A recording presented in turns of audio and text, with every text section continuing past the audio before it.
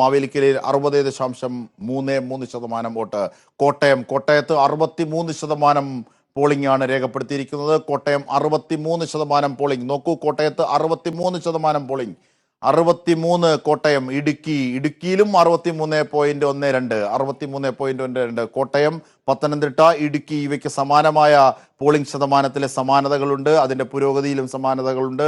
63 കോട്ടയം, 63.17 ഇടുക്കി. അടുത്തത് ആലപ്പുഴയിലെത്തുമ്പോൾ 62.03.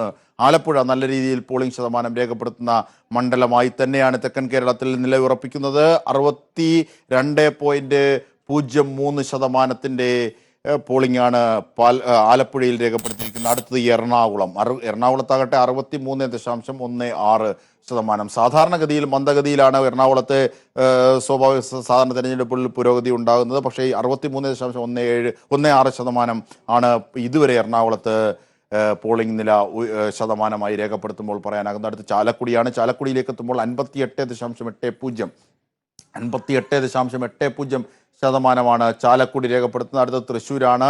തൃശ്ശൂരിലും ഓർത്തഡോക്സ് സഭ LDF സ്ഥാനാർത്ഥിക്ക് പിന്തുണ പ്രഖ്യാപിച്ചിട്ടുണ്ട്. അവിടുത്തെ ശതമാനക്കണക്ക് നോക്കിയാൽ 61.06 പേരാണ് സമ്മതിദാനം ഇതുവരെ വിനിയോഗിച്ചിരിക്കുന്നത് തൃശ്ശൂരിൽ. ഇനിയുമുണ്ട് പാലക്കാട് 62.77% പേരാണ് പാലക്കാട് സമ്മതിദാന അവകാശം രേഖപ്പെടുത്തിയിരിക്കുന്നത്. 62.77. അടുത്തത് ആലത്തൂരാണ്.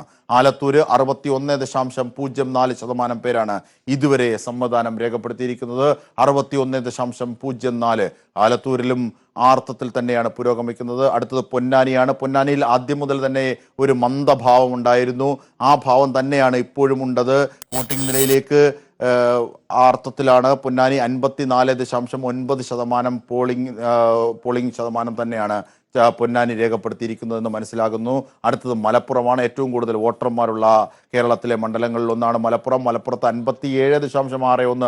വടക്കൻ കേരളത്തിൻ്റെ ആ പോളിംഗ് ശതമാനത്തിൻ്റെ ഉയർച്ചയുടെ ഊർജം പൊന്നാനിയിലും മലപ്പുറത്തും വോട്ടർമാരിൽ നിന്ന് കാണുന്നില്ല എന്നാണ് ശതമാനത്തിൻ്റെ കണക്ക് സൂചിപ്പിക്കുന്നത്. 57.61 മലപ്പുറത്തെ പോളിംഗ് ശതമാനം. അടുത്തത് വയനാടാണ്. വയനാട് 63.26% ആണ് പോളിംഗ് നില രേഖപ്പെടുത്തിയിരിക്കുന്നത്. വയനാട് 63.26. അടുത്തത് കോഴിക്കോടാണ്. സ്വാഭാവികമായും കോഴിക്കോടേക്ക് പോകാം. കോഴിക്കോട് ഉള്ള ശതമാന കണക്ക് നോക്കുമ്പോൾ 57.52 കോഴിക്കോട്ടെ പോളിംഗ് ശതമാനം രേഖപ്പെടുത്തിയിരിക്കുന്നത്. 57.52 ആണ് കോഴിക്കോട്. ഇനി അടുത്തത് സ്വാഭാവികമായും വടകരയാണ്. വടകരയിൽ ആദ്യം മുതൽ തന്നെ നല്ല അർത്ഥത്തിൽ പോളിംഗ് ഉയരുന്നുണ്ട്. സമ്മതിദാനാവകാശം രേഖപ്പെടുത്തുന്നുണ്ട്.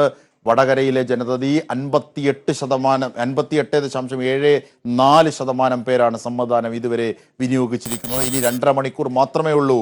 അടുത്തത് കണ്ണൂരാണ്. കണ്ണൂർ 65.26% പേർ. അതായത് കണ്ണൂർ മണ്ഡലത്തെ സംബന്ധിച്ച് പകുതി